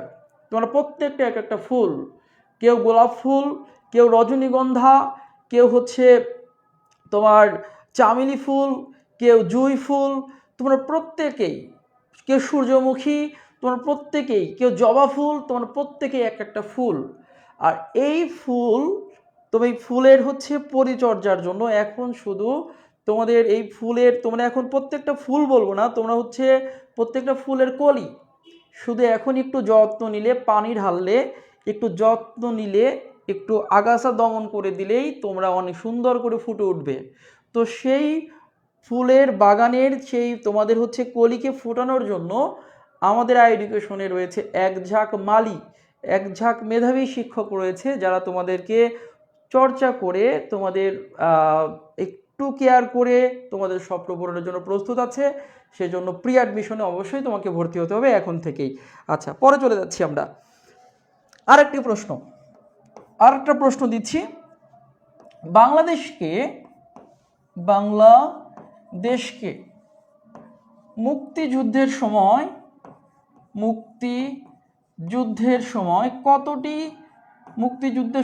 কতটি সাবসেক্টরে ভাগ করা হয়েছিল? কতটি সাবসেক্টরে ভাগ করা হয়েছিল? দেখি এইটার উত্তর তোমরা কে উত্তর করতে পারো। সাবসেক্টরে সেক্টরে ভাগ করা হয়েছিল। বাংলাদেশকে মুক্তিযুদ্ধের সময় কতটি সাব সেক্টরে ভাগ করা হয়েছিল? অপশন দিচ্ছি আমরা। অপশন ক 11টি, অপশন খ দিচ্ছি 21টি, অপশন গ 64টি, অপশন ঘ তোমার হচ্ছে অপশন ঘ হচ্ছে লিখে দিচ্ছি 80টি। ঠিক আছে, দেখি উত্তর করো কোনটা উত্তর হবে। 80টি, বলো কোনটা উত্তর হবে এখানে। এইবার দেখি কে উত্তর করতে পারে। এবার কিন্তু দারুণ খেলা হয়ে যাবে। ঠিক আছে, এবার দারুণ খেলা হবে। দেখি এই প্রশ্নের উত্তর কে পারে। এটা বিশ্ববিদ্যালয়ে অনেক অনেক প্রশ্ন এসেছে, এখান থেকে বিশ্লেষণ করে অনেক প্রশ্ন এসেছে। সেক্টর থেকে বিশেষ করে মনে রাখো, মুক্তিযুদ্ধের সেক্টর যদি তুমি ভালো করে পড়তে পারো, ইনশাল্লাহ এখান থেকে প্রশ্ন প্রত্যেক বছর প্রশ্ন কমন পড়ে যায়, প্রত্যেকটা অ্যাডমিশনের প্রশ্ন আসে, কিন্তু পড়ার মতো পড়তে হবে। ঠিক আছে, দেখি এটা কে উত্তর করতে পারো। এখানে আমরা দেখতে পাচ্ছি অনেকে উত্তর করেছো, বাট দুঃখের বিষয় একজন মাত্র একজন সঠিক উত্তর করেছে। লাজিনা আক্তার সঠিক উত্তর করেছে, লাজিনা আক্তার। আর বাকি সবার উত্তর কিন্তু ভুল গেছে। এই যে দেখো, এই যে প্রস্তুতির অভাব, দেখো এই যে চর্চার অভাব, এইটার উত্তর কিন্তু হবে 64টি। আর তোমরা যারা 11টি উত্তর করেছো, যদি বলতাম কতটি সেক্টর তখন হতো 11টি, কিন্তু এখন কিন্তু আমি বলেছি সাব সেক্টর চেয়েছি, উপসেক্টর চেয়েছি। বাট দেখো, তুমি অনেকে ভাবে কি যে, আবার অনেকে মেধাবী স্টুডেন্ট আছে, অনেকে এরকম আছে যে আমি তো ভালো স্টুডেন্ট, আমি তো কলেজের ফার্স্ট বয়, আমি তো কলেজের ফার্স্ট গার্ল, আমি তো পুরো সেই পড়ে অস্থির করে ফেলেছি। ভাই, তুমি পড়লেও, একাডেমিক পড়লেও তোমার চর্চা প্রয়োজন। মনে রাখবা, practice makes a man perfect. অবশ্যই তোমাকে পারফেক্ট হতে হলে, অ্যাকুরেট হতে হলে তোমাকে অবশ্যই চর্চা করতে হবে, প্র্যাকটিস করতে হবে।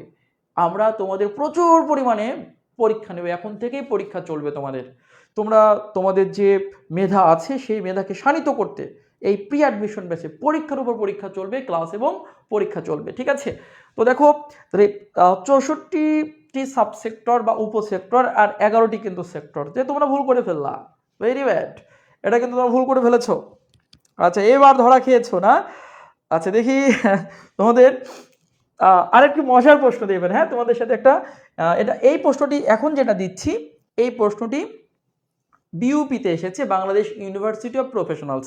তোমরা জানো সেনাবাহিনী নিয়ন্ত্রিত সুশৃঙ্খল মনোরম পরিবেশ ঢাকার মিরপুর ক্যান্টনমেন্টে আছে BUP, Bangladesh university of professionals. সেখানে যে প্রশ্নটি এসেছে একটা, সেই প্রশ্ন তোমাদের দিচ্ছি আমি, দেখি তোমরা উত্তর করতে পারো কিনা। আচ্ছা, এবার হচ্ছে দেখি, যেহেতু তোমরা খেয়েই গেলা, সেই খাওয়া থেকে দিচ্ছি। কোন প্রাণী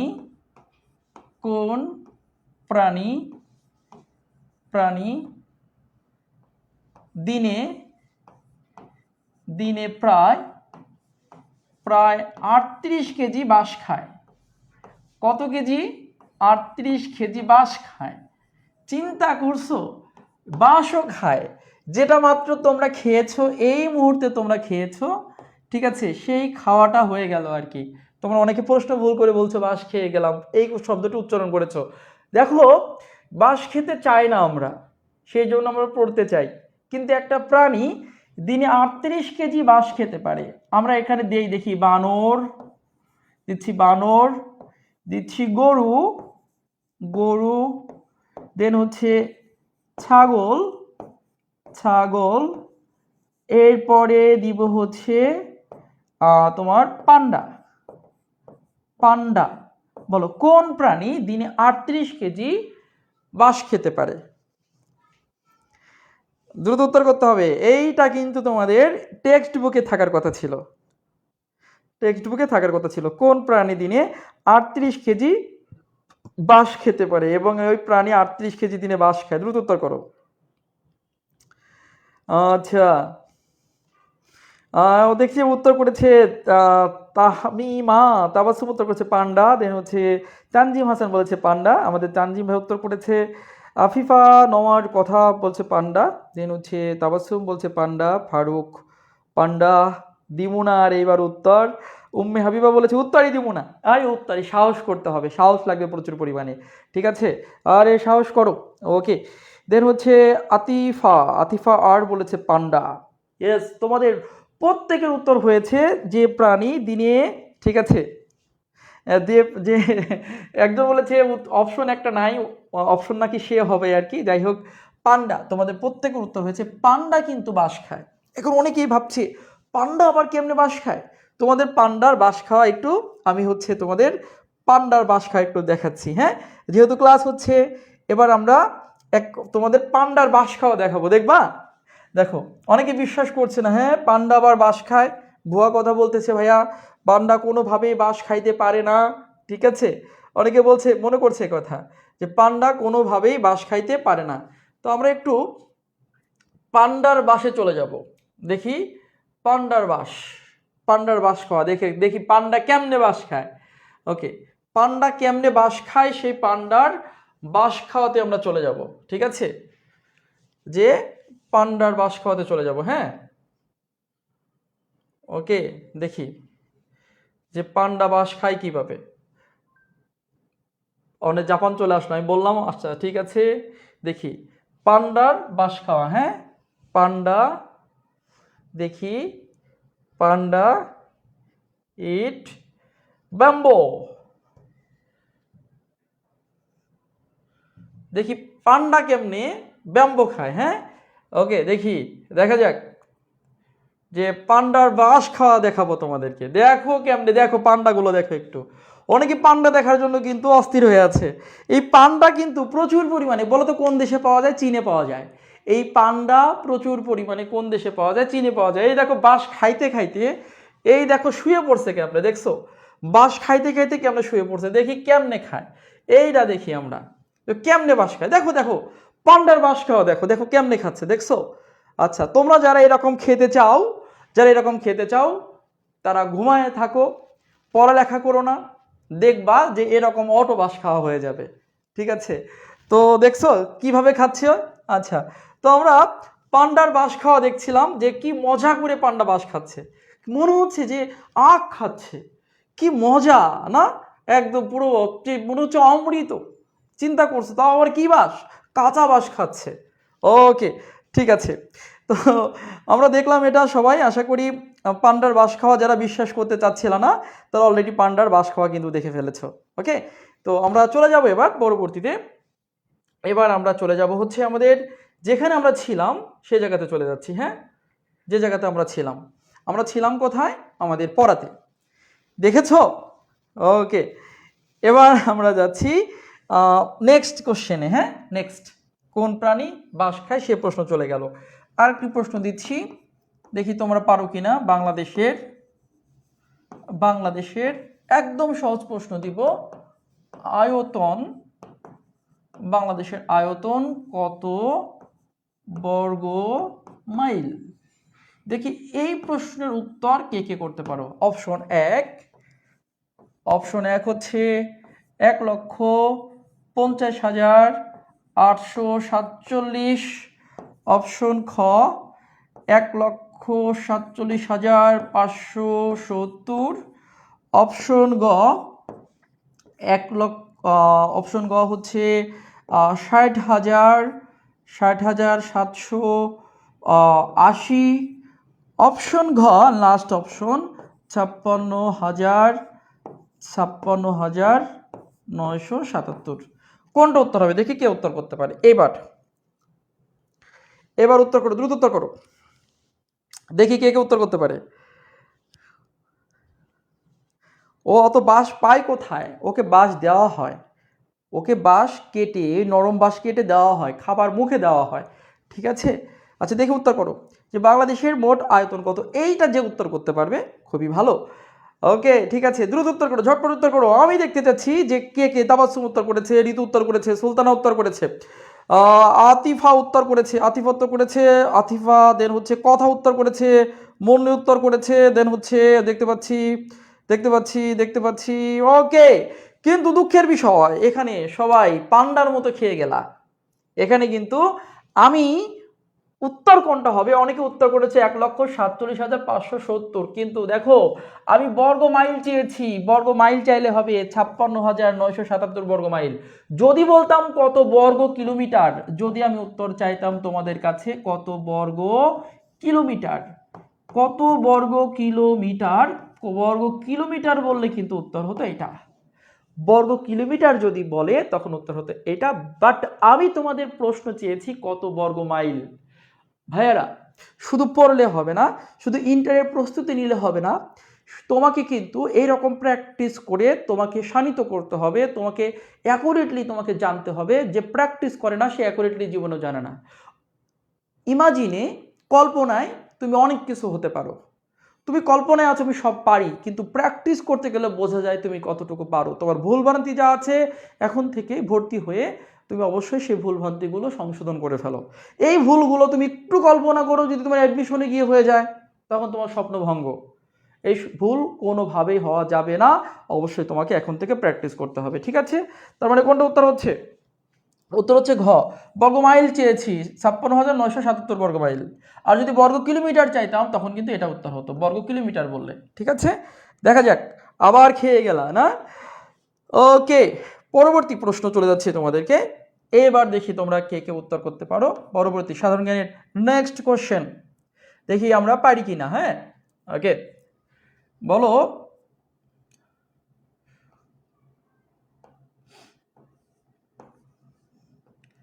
দেখি এবার আমরা পারবো কিনা। সুন্দর একটি প্রশ্ন দিচ্ছি। আমেরিকার আমেরিকার আমেরিকার প্রেসিডেন্টের বাসভবনের নাম কি? প্রেসিডেন্ট, আমেরিকার প্রেসিডেন্টের বাসভবন, ওরা ভাবতেছে যে ভাইয়া খালি বাসই দিচ্ছে, বাসভবনের নাম কি? নাম কি? আমেরিকার প্রেসিডেন্টের বাসভবনের নাম কি? ওকে, 1 নাম্বার দিচ্ছি হোয়াইট হল, হোয়াইট হল, হোয়াইট কি বলেছি হল। অপশন 2 দিচ্ছি খ দিচ্ছি গ্রেট হল, গ্রেট হল। Option 3 white house, white house. আমেরিকার প্রেসিডেন্ট কোন বাসভবনে বসবাস করে?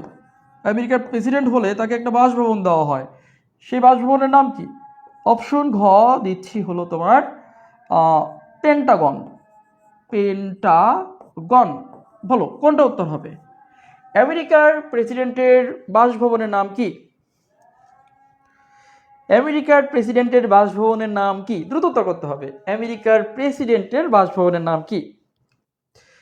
আচ্ছা, আমরা কিন্তু আমরা খুব আর অল্প সময় ক্লাস নিতে পারবো, আর মাত্র 15 মিনিট 10 মিনিট আমাদের, আর মাত্র 10 মিনিট ক্লাস হবে। অবশ্যই মজার মজার কিছু প্রশ্ন থাকবে, এই প্রশ্নগুলো আমরা জানলে আমাদের আগ্রহ বেড়ে যাবে এবং আমরা বুঝবো অ্যাকচুয়ালি আমাদের কীভাবে প্রস্তুতি নিতে হবে, ঠিক আছে? তো আমরা 10 মিনিট কেউ কোথাও যাব না, পারলে ক্লাসটি শেয়ার করে রাখবো এবং যে বন্ধুরা এখনও জয়েন করেনি আমরা তাদের মেনশন দিয়ে দিব, ঠিক আছে? ওকে, আমেরিকার প্রেসিডেন্টের বাসভবনের নাম কি? একজন বলছে, কেউ বলেছে এ, বাট বেশিরভাগ কে বলেছে এ, হোয়াইট হল নাকি হোয়াইট হাউস। তুমি কি বুঝতে পারছো যে তুমি কনফিউশনে পড়ে গিয়েছো এই তিনটা নিয়ে, যে হোয়াইট হল, গ্রেট হল নাকি হোয়াইট হাউস? তুমি কিন্তু একদম কনফিউজড হয়ে গিয়েছো যে কোনটা উত্তর হবে। মনে রেখো যে কনফিউজ যারা হয়েছে হোয়াইট হল, গ্রেট হল, হোয়াইট হাউস, এখন এই কনফিউশন তোমার থাকতো না যদি তুমি প্র্যাকটিস করতা। আবার এই কনফিউশন তোমাকে ডিস্টার্ব করবে, তোমার স্বপ্নভঙ্গ করবে তুমি যদি এরকম প্র্যাকটিস না করে তুমি যদি অ্যাডমিশনে যাও, তুমি যে ইন্টার পরীক্ষায় যাও, তোমার কিন্তু এরকম কনফিউশনে পড়ে যাবা। তো সেজন্য তোমাকে বলছি এখন থেকেই প্রচুর প্র্যাকটিস হয়ে যাক। এটার উত্তর কিন্তু হবে হচ্ছে হোয়াইট হাউস। আমেরিকার প্রেসিডেন্টের বাসভবনের নাম কি? White house, white house. আর হচ্ছে তোমার হোয়াইট হল হচ্ছে ব্রিটেনে আছে। হোয়াইট হল কোথায় আছে? ব্রিটেনে, এটা হচ্ছে ব্রিটেনে আছে। গ্রেট হল আছে হচ্ছে চীনে। গ্রেট হল কোথায় আছে? চীনে আছে। গ্রেট হল আছে চীনে, চীন দেশে আছে। আর হোয়াইট হাউস আছে হচ্ছে ইউএসএ, যাকে আমরা আমেরিকা বলি। আমেরিকার ওয়াশিংটন ডিসিতে আছে হচ্ছে হোয়াইট হাউস। এইবার আমরা যে কাজটি করব, তোমরা যারা হোয়াইট হাউস কখনো দেখোনি বাট হোয়াইট হাউস দেখার তোমাদের অনেক ইচ্ছা আছে, তাদেরকে এবার আমি হোয়াইট হাউসটা দেখাচ্ছি। হ্যাঁ, দেখো তোমরা হোয়াইট হাউসটা দেখো, যে যাদের ইচ্ছা হোয়াইট হাউস দেখার, একদম বিনা টিকিটে। ঠিক আছে, একদম বিনা টিকিটে আমেরিকা চলে যাবে এবার আমরা। হ্যাঁ, যারা আমেরিকা কখনো যাওনি তোমাদের এবার আমরা আমেরিকা নিয়ে যাব। ঠিক আছে, এই যে আমেরিকা নিয়ে চলে গেছি, দেখো এক এক ঝলকে এক পলকে এবার আমরা চলে যাব আমেরিকায়। এই যে দেখো কি সুন্দর না, কি সুন্দর দেখো না, যে এই যে হোয়াইট হাউস যে দেখতে পাচ্ছ, একদম বিনা টিকিটে যে আমেরিকা যে চলে যাচ্ছ তোমরা। ওকে, এবার আমরা সবাই হোয়াইট হাউসটা দেখব কেমন দেখা যায়, যাতে আজীবন আমাদের মনে থাকে। হ্যাঁ, যে যাতে আমরা কখনো না ভুলি হোয়াইট হাউস। তবে হোয়াইট হাউস কোথায় বলেছি বলো তো দেখি, উত্তর করতে পারো কিনা? হোয়াইট হাউস আমেরিকার কোথায়? দ্রুত উত্তর করো। হোয়াইট হাউস আমেরিকার কোথায় অবস্থিত? হোয়াইট হাউস আমেরিকার কোথায় অবস্থিত? ওয়াও,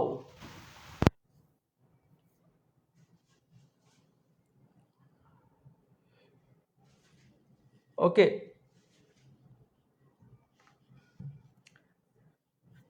ঠিক আছে। তো আমরা হচ্ছে হোয়াইট হাউসের আমেরিকার পতাকা সংক্রান্ত একটা দেখি। এই যে আমেরিকার পতাকাও দেখবা, এখানে আমেরিকার পতাকা একটা বিষয় খেয়াল করবা তোমরা, যে আমেরিকার পতাকায় 50টি দেখো হচ্ছে আমেরিকার পতাকায় কিন্তু হচ্ছে ইয়ে আছে, এই যে স্টার চিহ্ন আছে, স্টার চিহ্নেরও কিন্তু মানে আছে। আমেরিকার পতাকা সহ দেখাচ্ছি এবার হোয়াইট হাউসটা দেখো সুন্দর করে, কি সুন্দর না হোয়াইট হাউস। দেখো এই যে হোয়াইট হাউস, বলো তো দেখি হোয়াইট হাউসে, তোমাদের একটু ঘুরিয়ে পিছিয়ে প্রশ্ন করি, আমেরিকার ওয়াশিংটনে যে হোয়াইট হাউসটা আছে, যেখানে আমেরিকার প্রেসিডেন্ট বসবাস করে, তো তোমরা একটু প্রশ্ন করে উত্তর করে জানাও যে বর্তমান যিনি প্রেসিডেন্ট আছেন ডোনাল্ড ট্রাম্প, আমেরিকার প্রেসিডেন্টের ওয়াইফকে কি বলা হয়? দেখো উত্তর করতে পারো কিনা। আমেরিকার প্রেসিডেন্টের ওয়াইফকে, স্ত্রীকে কি বলা হয়, কি খেতাবে ডাকা হয়? আমেরিকার প্রেসিডেন্টের ওয়াইফকে কি বলা হয় বলো? এটাও কিন্তু হোয়াইট হাউস, হোয়াইট হাউস। ঠিক আছে, হোয়াইট হাউস। তো এই যে হোয়াইট হাউস আমরা দেখতে পাচ্ছি, এটি কোথায় আছে? ওয়াশিংটনে আছে। প্রথম কথা, এটা আছে কোথায়? ওয়াশিংটন ডিসি, আমেরিকার রাজধানী। ওয়াশিংটন কোথায় আছে বলো তো? DC, Washington DC. এটা কোন দেশে আছে? ইউএস এর, capital of USA Washington DC. এখন আমি তোমাদের প্রশ্ন করেছি আমেরিকার প্রেসিডেন্টের ওয়াইফকে কি বলা হয়? First lady. সাবাস, ফার্স্ট লেডি বলা হয়। তার মানে এখানে যে আমেরিকার প্রেসিডেন্ট বসবাস করে, আমেরিকার প্রেসিডেন্টের ওয়াইফের পদবি কিন্তু ফার্স্ট লেডি। মনে রাখবা কি? First lady, first lady. এই ফার্স্ট লেডি কিন্তু খেতাব। তো তোমরা এখানে যারা মেয়েরা আছো, যদি ফার্স্ট লেডি হতে চাও, আমেরিকায় চলে যাও, আমেরিকার প্রেসিডেন্টকে বিয়ে করো। ডোনাল্ড ট্রাম্পকে না, পরবর্তী টার্গেট রাখো, পরবর্তী প্রেসিডেন্ট কে হবে, তুমিও হতে পারো ফার্স্ট লেডি। আর যারা এখানে প্রেসিডেন্ট হতে চাও, আমেরিকায় যাও, বসবাস করো, আমেরিকার নাগরিকত্ব পাও, পরে ইলেকশন করো, প্রেসিডেন্ট হয়ে যাও, হোয়াইট হাউসে বসবাস শুরু করো। তো যাই হোক, আমরা স্বপ্ন দেখবো অবশ্যই, স্বপ্ন না দেখলে কখনো স্বপ্ন পূরণ হয় না, স্বপ্ন তোমাকে দেখতেই হবে, তাই না? আচ্ছা, ওকে, ঠিক আছে।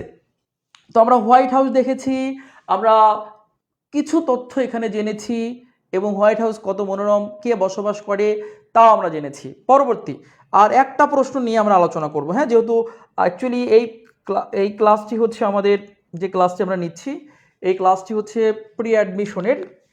সেই ক্লাসটি আমি দীর্ঘ করব না, কারণ তোমাদের সাথে আমরা যারা যারা আমাদের এখানে ভর্তি হয়েছো, যারা আমাদের এখানে অলরেডি ভর্তি হয়েছো, তাদের এরকম প্রত্যেকটা, এখানে তো একটা একটা প্রশ্ন সলভ করাচ্ছি, এখানে তো আমরা একটা একটা প্রশ্ন সলভ করাচ্ছি, কিন্তু আমরা যখন নিব, কোর্সে যখন ক্লাস করবো, তখন কিন্তু একটা টপিকের উপর একটা ক্লাস হবে।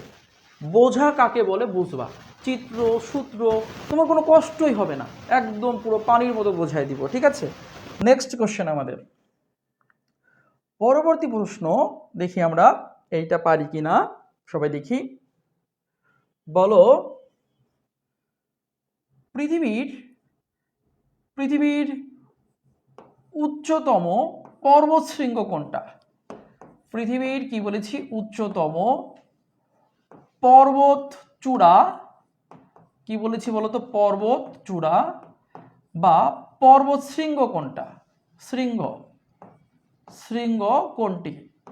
পৃথিবীর সর্বোচ্চ পর্বত চূড়া বা শৃঙ্গ কোনটি? Option 1 Mount Blanc, Mount Blanc. Option 1 Mount Blanc. Option 2 Mount Elbrus, Mount Elbrus, Elbrus. Option 3 Andes, Andes পর্বতমালা। Option 4 Mount Everest, Mount Everest. দেখি কোনটা উত্তর হবে, দ্রুত উত্তর করো।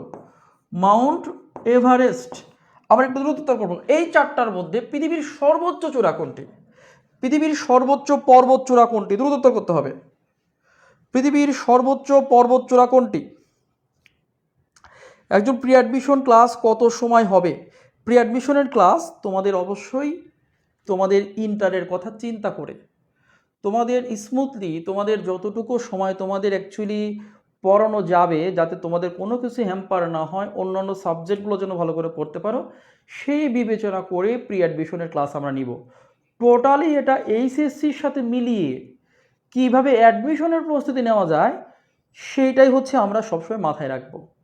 সো নো টেনশন, একদম চোখ বন্ধ করে ভর্তি হয়ে যাও। অন্য কেউ চিন্তা না করলেও সেই চিন্তাটা দেখো আমরা অবশ্যই তোমাদের জন্য করে রেখেছি, যে কারণ তোমাদের পড়িয়ে যদি চান্স পাইতে না পারি, ইন্টারও ভালো হবে ইনশাল্লাহ, তুমি 5 পাবা, জিপিএ 5 পাবা। আমি তুমি অ্যাডমিশনেও ঢাকা ইউনিভার্সিটি সহ যেন প্রত্যেকটা বিশ্ববিদ্যালয়ে সর্বোচ্চ ভালো সাবজেক্ট পাও, সেই লক্ষ্যে কিন্তু আমাদের এই অ্যাডমিশনের প্রি অ্যাডমিশন ব্যাচটি চালু করা। সো মিস করো না, মিস করলে চান্স মিস, চান্স মিস তো ফিউচার মিস। ওকে, এখানে উত্তর করেছি আমরা মাউন্ট এভারেস্ট। মাউন্ট এভারেস্ট, যার উচ্চতা কত বলো তো? উচ্চতা 8,848 মিটার। 8,000 কত বলেছি? 8,848 মিটার। এখন আমরা সবাই, যেহেতু সবাই একটু আগ্রহ থাকে যে ভাইয়া একটু, তাহলে কত বলেছি? মাউন্ট এভারেস্ট এটা হচ্ছে পৃথিবীর সর্বোচ্চ চূড়া, সর্বোচ্চ চূড়া এটি হচ্ছে মাউন্ট এভারেস্ট, যার উচ্চতা 8,848 মিটার। এত উঁচুতে 8,848 মিটার।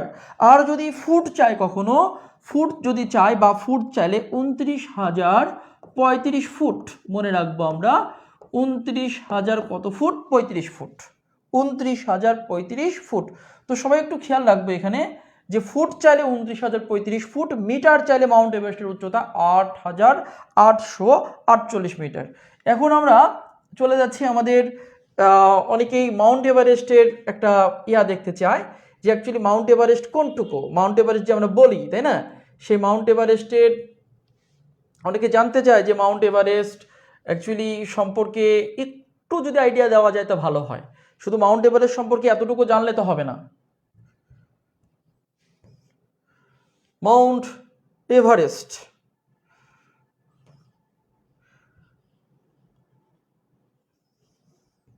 মাউন্ট এভারেস্ট, ঠিক আছে।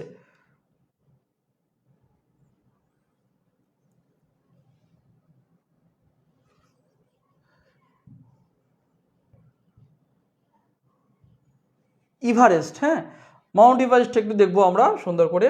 আমরা হচ্ছে মাউন্ট এভারেস্ট দেখছি। এই যে দেখো, দেখতে পাচ্ছ যে কোনো একটা, এখানে কিন্তু তুমি বুঝতে পারবো না যে অ্যাকচুয়ালি এটা কতটা উঁচুতে, ঠিক আছে। দেখতে পাচ্ছ এখানে পিক লেখা আছে, নেপাল লেখা আছে। মাউন্ট এভারেস্ট কিন্তু নেপাল এবং কোথায়? তিব্বতে। তো আমরা যদি একটা একটু বড় করে দেখি ভালো হয়। আমরা একটা দেখি, এটা একটু দেখি কেমন বরফ আবৃত, দেখো বরফে ঢাকা, বরফে বরফে ঢাকা, একদম পুরো বরফে পুরো হয়ে আছে এই যে মাউন্ট এভারেস্ট। এটা একটু ছোট মানচিত্র, ঠিক আছে, একটা ছোট মানচিত্র এটা। আমরা যদি আর একটা একটু দেখি, এটা বাদ দিয়ে আরও ভালো হয়। আর একটা মানচিত্রে যাচ্ছি আমরা, তারপরে কিছু তোমাদের কথা বলবো, কিছু কথা বলো তো। মাউন্ট এভারেস্ট কোন পর্বতমালার একটি পর্বত? মাউন্ট এভারেস্ট কোন পর্বতমালার একটি পর্বত? দ্রুত উত্তর করতে হবে। মাউন্ট এভারেস্ট কোন পর্বতমালার একটি পর্বত? কোন পর্বতমালার একটি পর্বত? কে উত্তর করতে পারবে? মাউন্ট এভারেস্ট কোন পর্বতমালার একটি পর্বত? কোন পর্বতমালা? আন্দিজ, হিমালয় নাকি কোন পর্বত? এটা স্পষ্ট আছে। দেখো কত উঁচুতে। এই মাউন্ট এভারেস্ট সম্পর্কে এবার আমরা কিছু তথ্য তোমাদের উপস্থাপন করব। হ্যাঁ, ওকে। তো মাউন্ট এভারেস্টটা দেখো, এই মাউন্ট এভারেস্ট হিমালয় পর্বতমালার, মূলত কি বলেছি, হিমালয় পর্বতমালার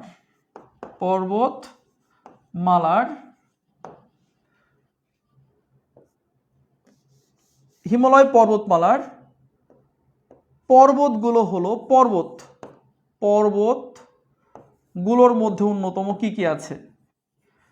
গুলোর মধ্যে হিমালয় পর্বতমালার পর্বতগুলোর মধ্যে কি কি আছে? যেমন দেখো, মাউন্ট এভারেস্ট আছে, মাউন্ট এভারেস্ট, ইভারেস্ট বলি আমরা বাংলায় উচ্চারণ করছি এভারেস্ট। তারপর K2 আছে, K2, কাঞ্চনজঙ্ঘা আছে, কাঞ্চনজঙ্ঘা রয়েছে, কাঞ্চনজঙ্ঘা। তারপর হচ্ছে অন্নপূর্ণা। এইগুলো কিন্তু এটা কিন্তু হিমালয় পর্বত। এই যে হিমালয় পর্বতমালা দেখতে পাচ্ছ, হিমালয় পর্বতমালার এক একটা কিন্তু পর্বত, এটা কিন্তু একটা পর্বত। এই যে মাউন্ট এভারেস্ট পর্বতটা তোমরা দেখতে পাচ্ছ, এইটা দেখতে পাচ্ছ এখন। এরপর আছে K2 আছে একটা, K2, কাঞ্চনজঙ্ঘা আছে যেটা বাংলাদেশে পঞ্চগড় থেকে দেখা যায়, অন্নপূর্ণা আছে, কৈলাস আছে। এরকম অনেকগুলো পর্বতের সমষ্টি কিন্তু হিমালয় পর্বতমালা। পর্বতমালা মানে কি? পর্বতমালা মানে অনেকগুলো পর্বত সারিবদ্ধ আছে, যেমন এই যে এরকম একটা পর্বত আছে, পরে আরেকটা আছে, তারপর আরেকটা আছে। এরকম পর্বতের যে সারি বা মালা তাকে বলি পর্বতমালা। আর এই পর্বতমালার নাম হলো হিমালয়। আর হিমালয় পর্বতের সবচেয়ে উঁচু এবং পৃথিবীর সবচেয়ে উঁচু পর্বত মাউন্ট এভারেস্ট, আর যার উচ্চতা বলেছি ৮,৮৪৮ মিটার বা ২৯,০৩৫ ফুট। ৮,৮৪৮ মিটার বা কত বলেছি? ২৯,০৩৫ ফুট বলেছি। তো প্রিয় ভাই বোনেরা, আশা করি তোমরা এইগুলো সম্পর্কে মোটামুটি ধারণা নিয়েছো। তোমরা যারা ক্লাস করছো তারা বলো যে এই আজ এই ক্লাসটি তোমাদের সাথে সৌজন্যমূলক ক্লাস বলি বা ফ্রি ক্লাস বলি বা তোমাদের সাথে পরিচিতি ক্লাস বলি, যেটাই বলি, বলো তোমরা যতটুকু কথা বলেছি তোমাদের উদ্দেশ্যে কেমন লেগেছে, বা তোমরা ক্লাসটি থেকে একটু হলেও উপকৃত হয়েছো কিনা, কিছু শিখতে পেরেছো কিনা। আমার আজ এই ক্লাসে কিছু বিষয়ের টার্গেট ছিল। প্রথম টার্গেট হচ্ছে তোমাদের সাথে আমি সাধারণ জ্ঞান মেন্টু এডুকেশনের সাধারণ জ্ঞান আমি পড়িয়ে থাকি, আমাদের ফার্স্ট স্যার আছে, তোমাদের সাথে পরিচিতি লাভ করা, যে আমরা পড়াচ্ছি সাধারণ জ্ঞান পড়াচ্ছি। আমি দীর্ঘ 14 বছর পড়াচ্ছি, অ্যাডমিশন সেক্টরে আছি।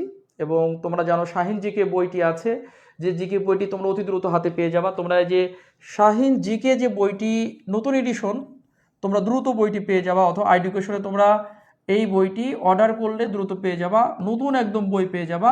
এবং বাজারের সবচেয়ে তথ্যবহুল বই হচ্ছে ইনশাল্লাহ এটা শাহিন জিকে বইটা। এই বইয়ের লেখক তোমাদের ভাই, তোমাদের সহযোগী, তোমাদের একজন মেন্টর। তো শাহিন জিকে বইটি এই তথ্যগুলো আরও বিস্তর আকারে আলোচনা করা আছে। এছাড়া আমরা ক্লাস নিব তোমাদেরকে।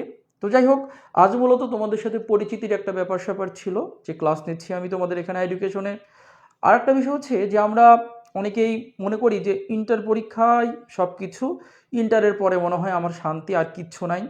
তাদের জন্য বলছি, ইন্টারের পরে তোমার ফিউচার গঠনের প্রথম স্টেপ বিশ্ববিদ্যালয়ে ভর্তি প্রস্তুতি, সেটা বোঝানো তোমাকে। আরেকটা বিষয় যে অনেকে ভয় পায় যে আমি কি প্রি অ্যাডমিশন নিব, মানে আমি কি হচ্ছে প্রস্তুতি আগে থেকে নিব কিনা, বা আমি এখন থেকে ইন্টারের পাশাপাশি অ্যাডমিশন প্রস্তুতি নিব কিনা। সেই বিষয়টা আজকে আমার মূল টার্গেট ছিল, যে হ্যাঁ, তুমি অ্যাকুরেট সিদ্ধান্ত নিয়েছো, তুমি বেস্ট সিদ্ধান্ত নিয়েছো, তোমার সিদ্ধান্ত অ্যাকুরেট আছে, তুমি বুদ্ধিমান এর সিদ্ধান্ত নিয়েছো। সেটা হচ্ছে তুমি এখন থেকে প্রি অ্যাডমিশনের প্রস্তুতি নিচ্ছ। না হলে তুমি ইন্টারের পরে যদি এই অ্যাডমিশনের প্রস্তুতি নিতে যাও, সময় পাবা না, কারোর সাথে পেরে উঠবা না।